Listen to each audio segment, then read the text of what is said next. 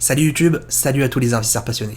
Pour reprendre l'activité de cette chaîne et jusqu'à la fin de l'été, je vais vous proposer quasiment une vidéo par jour qui seront toutes issues des lives que j'anime tous les vendredis à 18h30. Si tu n'y es pas passé, je t'invite à nous rejoindre.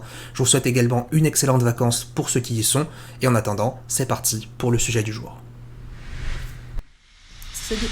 Alors, cette actualité m'intéresse beaucoup parce qu'elle fait énormément de notions justement au FOMO.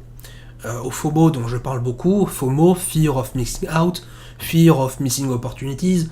Le FOMO, c'est la peur de louper une opportunité, de la peur de ne pas acheter une crypto, et cette crypto fait x20 en quelques semaines, je vous caricature.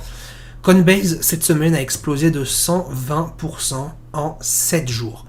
Et là, on se dit, waouh, 120% sur Coinbase, c'est impressionnant. Non comptant d'une hausse de 7,22% mardi et de 20%.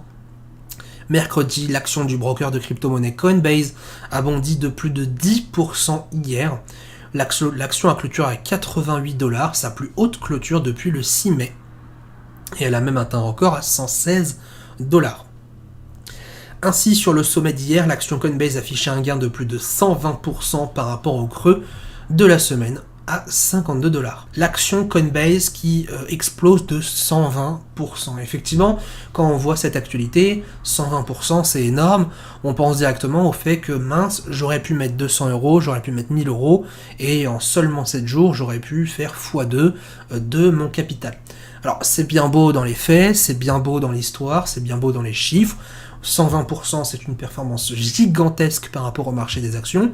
Faut voir que Apple ne prend pas 120% sur un mois. Apple prend un certain nombre de pourcentages dans l'année, mais jamais il a pris 120% en un an. Si ce n'est peut-être qu'à une époque où on n'avait pas autant d'investisseurs qu'aujourd'hui. Et cette actualité, elle m'intéresse beaucoup parce que, d'une part, elle me permet de rebondir sur un sujet autour de la gestion de son portefeuille, autour surtout de la gestion de son money management, de la gestion vraiment de l'allocation de ses investissements. Pourquoi ? Parce que quand on voit un article pareil, et ça c'est toujours le biais des médias, c'est qu'on a tendance à se dire dans sa tête, encore une fois, c'est dommage, j'aurais pu faire 120%. Et peut-être qu'on se dit également, je devrais peut-être investir sur Coinbase, puisque l'entreprise a fait 120%, je devrais investir dans une entreprise qui touche aux crypto-monnaies. C'est quasiment sûr que ce genre d'entreprises vont perdurer, performer dans le temps. Et c'est là justement où je vous dis attention à ce genre d'actualité, parce qu'il y a deux choses. La première chose, et on va en parler, c'est de voir quelle est réellement la performance de Coinbase. Parce que c'est beau de dire que Coinbase a pris 120%, mais combien l'entreprise a réellement pris depuis son introduction en bourse ? Laissez-moi plutôt vous montrer un graphique qui vous montre l'envers du décor. Ce graphique-là, c'est Coinbase. C'est l'action Coinbase qui est listée au Nasdaq. Et je vais vous la mettre en une semaine. Ça, c'est l'action Coinbase depuis le 12 avril 2021, l'année dernière, lorsqu'elle a été introduite en bourse. Maintenant, je vous laisse en regarder et je vous laisse me dire est-ce que c'est une entreprise dans laquelle vous voulez vraiment investir. Alors évidemment, si on part d'un point de vue investisseur très long terme, c'est vrai qu'on est tout en bas, donc c'est vrai qu'il vaut mieux investir qu'on est tout en bas plutôt qu'on est tout en haut, donc de ce point de vue-là, je ne peux pas vous contredire. Mon point de vue, c'est quand on a un article qui vante les mérites que Coinbase augmente de 120%, est-ce réellement la réalité ou pas ? Et quand on regarde un vrai graphique, on se rend compte que non. En fait, ce qui s'est passé, c'est qu'effectivement, Coinbase, on va se mettre en 4 heures, Coinbase a effectivement fait une très très grosse performance, puisque Coinbase ici, en l'espace d'une semaine, est passé au plus bas de sa semaine à 52 $, et a explosé jusqu'à 116 $. Ce qui est une performance très très importante, ce qui nous donne à peu près 118%, 120% on arrondit au dixième, sur moins d'une semaine. C'est absolument gigantesque. Et le problème, c'est toujours de dézoomer. Combien l'entreprise a perdu avant de prendre 120%? Bien, l'entreprise a perdu au plus bas 90% de sa valeur. 90% de sa valeur. C'est énorme. Et si ce sujet m'intéresse beaucoup, c'est justement parce que je vais vous parler d'une deuxième chose. C'est que lorsqu'on perd par exemple 10% de son capital, est-ce que vous avez une idée de combien il faut regagner pour revenir au niveau d'équilibre? Si vous êtes dans l'action-réaction, et vous n'êtes vraiment pas trop posé cette question, vous allez me dire, bah t'es bête, 10% du coup. Si tu perds 10, t'en récupères 10, t'es à 0. Mais c'est pas vrai. Si mon action, elle est à 100$, et elle perd moins 10%, mon action va coûter combien? Elle va coûter 90$. Mais si, en l'occurrence, mon action de 90$ remonte de 10%, elle passe de 90 à 99. Parce que 10% de 90, c'est 9. Et donc on voit qu'effectivement, quand on perd 10%, on doit en récupérer 11 en réalité, parce que les pourcentages ne s'additionnent pas. Ils ne se soustraient pas. Donc si vous passez de 100 à 90, vous perdez 10%. Si vous passez de 90 à 100, vous gagnez 11%. Et non pas 10. Et c'est là tout le problème de ce genre d'article. En réalité, quelqu'un qui ne connaît pas trop la bourse va se dire, bah, si Coinbase a augmenté de 110%, logiquement, si l'action a doublé, elle se retrouve au même niveau, au plus haut. Sauf que si l'action double et qu'elle est qu'à 50$, elle ne va pas me repasser à 400$, ce qui paraît logique. En fait, si l'action double à 50, elle passe à 100$. Mais elle perd quand même entre 400 et 100$, 300$, soit plus de 80% justement de sa performance. Et ça se matérialise beaucoup justement sur les capitaux, sur les comptes de trading. J'ai retrouvé justement un article ici qui a été écrit par un monsieur Romain en 2010, donc il y a un bon bout de temps, et il nous a dressé justement ce tableau-là, et ce tableau il est extrêmement pertinent. En fait, ce tableau nous dit que si vous perdez un certain nombre de pourcentages, voici le pourcentage à refaire pour se remettre d'aplomb. Donc on parlait ici des 10%, effectivement, si je perds 10% de mon capital, donc là il a pris un compte test de 100 000$, si je perds 10% de mon capital, mon gain à réaliser pour revenir à 100 000, il est de 11,1%, et non pas de 10%. Et ce gap se creuse en fonction de votre perte.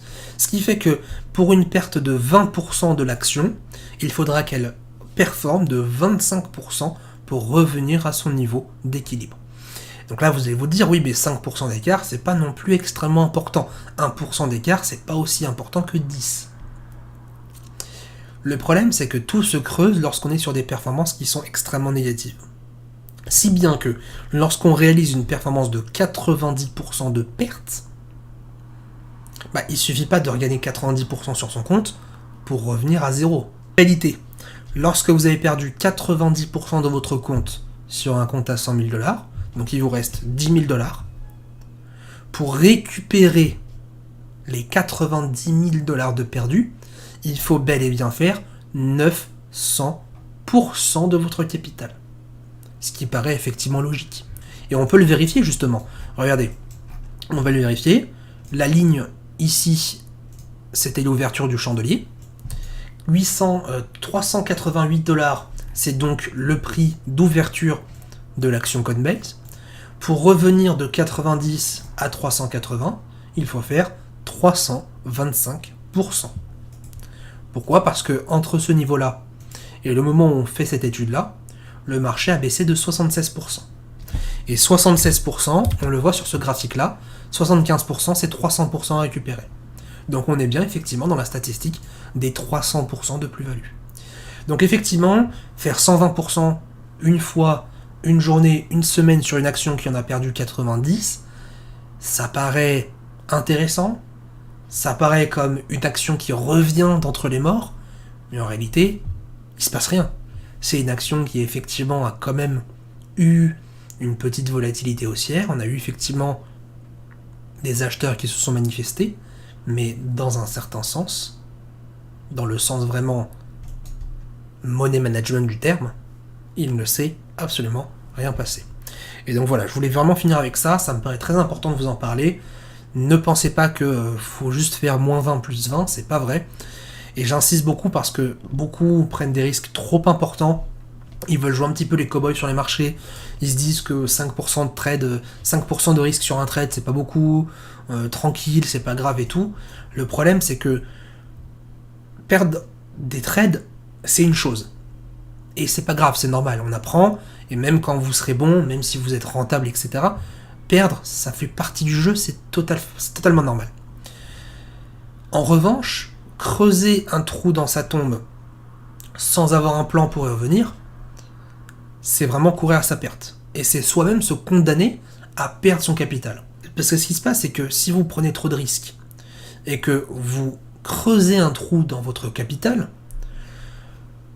revenir sur un point de départ est encore plus difficile que juste performer de base. Donc, dans un sens, en plus d'avoir cette pression de performer, maintenant, vous devez performer 3 fois, 2 fois, 4 fois, 10 fois plus uniquement pour rattraper vos gains en cours. Donc quelqu'un qui va prendre plus de risques va perdre 50% de son capital. Il ne doit plus gagner 50% pour revenir, mais il doit gagner 100%. C'est ça l'effet vicieux que vous avez quand vous prenez des risques inconscients. C'est qu'en creusant un trou dans votre tombe, vous vous rendez pas compte, vous en creusez un deuxième en même temps. Plus vous creusez ce trou, plus ce trou devient encore plus difficile à boucher. C'est un peu comme des sables mouvants. Vous creusez un trou dans un sable mouvant, logiquement c'est quasiment impossible. Le seul trou que vous allez avoir dans vos sables mouvants, vous avez à peine le temps de poser un pied dedans que le sable se referme. Là, c'est exactement pareil sur votre capital. Plus vous prendrez de risques, plus vous allez creuser votre écart. Plus vous creusez votre écart entre 0% de perte et votre perte actuelle, et plus la remontée va être extrêmement difficile. Et c'est ça la problématique justement, à la fois de ce genre d'actualité, de ce genre d'article, qui est censé nous mettre l'eau à la bouche en nous disant ça monte de 120%, achète, et la réalité qu'il y a pour que Coinbase, pour revenir à zéro, il va falloir qu'il se bouge sévèrement et qu'il se sorte très très sérieusement les doigts des fesses. Au plus bas, lorsqu'on a justement perdu ici 90%, bah pour revenir à 90%, je refais le truc inverse, 842% de hausse. Vous voyez un petit peu ? 842% de hausse pour revenir à des niveaux classiques. Certains d'entre vous peut-être étaient déjà au courant de ce genre de choses, de ce calcul-là qu'il fallait absolument prendre en compte lorsqu'on fait des opérations. Et peut-être certains l'ont compris lorsqu'ils l'ont vu que, effectivement, quand on perd la moitié, il faut récupérer le double pour arriver au même niveau. Et je vous encourage très sincèrement à prendre le moins de risques possible pour éviter de vous retrouver dans ce genre de situation. Ce genre de situation, c'est un peu similaire justement quand vous prenez un prêt et que vous prenez un deuxième prêt pour rembourser les intérêts du premier. C'est à peu près la même chose. Lorsque vous perdez la moitié, c'est comme si vous aviez à rembourser des intérêts pour avoir perdu aussi bêtement. Non seulement vous devez récupérer les 50% que vous avez perdus, mais vous devez en plus le doubler pour revenir au point de départ. Et je peux vous dire que psychologiquement, ça peut détruire plus d'un opérateur. Bon les amis, pour tout ça, hein, ça me fait du bien de vous en parler, mais c'est vrai que c'est tellement important de parler de ça. Je sais que certains vont se dire, mais moi je sais tout ça et tout, et vraiment tant mieux, vraiment tant mieux. Mais je sais qu'il y a plein de petites choses comme ça que beaucoup de nouveaux particuliers sont pas au courant, et ils se laissent justement avoir, ils se laissent manger. Malheureusement, ça se traduit pas tout le temps. Ça se traduit pas tout le temps par des bonnes performances.